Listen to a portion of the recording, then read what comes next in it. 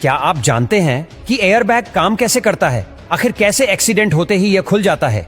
जब गाड़ी एक्सीडेंट की वजह से एकदम रुकती है तो हमारा सर स्पीड में जाकर गाड़ी की स्टीयरिंग से टकराता है और हो सकता है कि हमारा सर फट जाए, गर्दन टूट जाए। तो हेड को रेस्ट देने के लिए एयरबैग को डिजाइन किया गया। सीट बेल्ट के साथ में एक प्रॉब्लम यह भी है कि यदि एयरबैग नहीं होगा तो हमारी बॉडी और सर एक्सीडेंट के टाइम एकदम आगे की तरफ जाएंगे।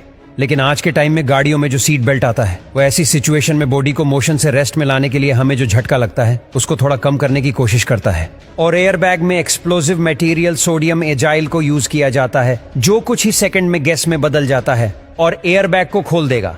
अब इस मैकेनिज्म में जो सेंसर है वह कुछ इस टाइप का है। इसमें पीछे की तरफ दो मैग्नेट है जिन्होंने इस बोल को पकड़ रखा है। तो जैसे ही कोई एक्सीडेंट होता है तो यह बोल इन मैग्नेट से निकलकर आगे की तरफ जाकर सर्किट को क्लोज कर देगी।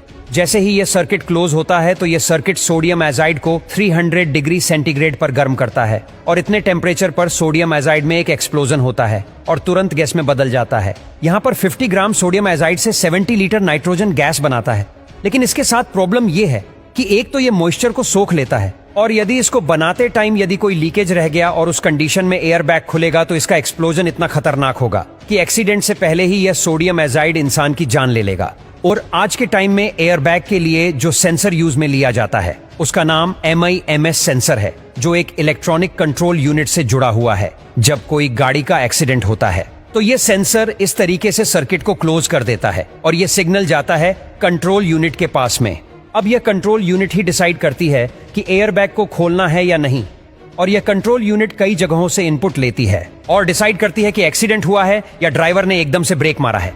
फर्स्ट सिग्नल इस कंट्रोल यूनिट के पास में एक्सीलेरोमीटर सेंसर से मिलता है कि गाड़ी की स्पीड कितनी जल्दी कम हुई है, ये ब्रेक लगाने से कम हुई है या एकदम से गाड़ी किसी चीज से स्ट्राइक होने से कम हुई है।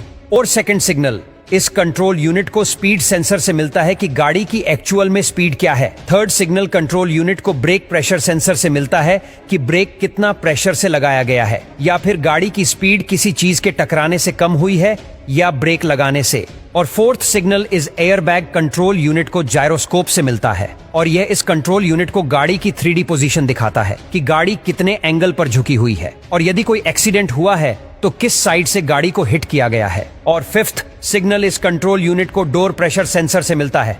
गाड़ी में जितने डोर है उतने ही गाड़ी में सेंसर होंगे और इनसे इस कंट्रोल यूनिट को पता लगेगा कि डोर पर कितना प्रेशर पड़ा है। यदि ड्राइवर ने ब्रेक मारा है तो डोर पर कोई प्रेशर नहीं होगा और यदि एक्सीडेंट हुआ है तो डोर पर प्रेशर आएगा। Sixth signal seat occupation sensor से इस कंट्रोल यूनिट को मिलता है और यह सेंसर इस कंट्रोल यूनिट को बताता है कि गाड़ी में कितनी सीट पर पैसेंजर बैठे हुए हैं। जितनी सीट पर पैसेंजर होंगे उतने ही एयरबैग खुलेंगे। अब इन सभी सेंसर से यह कंट्रोल यूनिट डेटा को कलेक्ट करती है और 2 मिलीसेकंड के अंदर इस डेटा को कैलकुलेट कर लेती है। यदि एक्सीडेंट हुआ है तो एयरबैग के सर्किट को क्लोज करती है और जैसे ही एयरबैग सर्किट क्लोज होता है तो एयरबैग में जो एक्सप्लोजिव मटेरियल है उसको इग्नाइट करता है और एक एक्सप्लोजन करवाता है। इस एक्सप्लोजन के बाद में 20 से 30 मिलीसेकंड में एयरबैग में गैस भरने लग जाती है और 100 मिलीसेकंड तक पूरा एयरबैग खुल जाता है। यह एयरबैग 350 किलोमीटर पर आवर की स्पीड से खुलता है।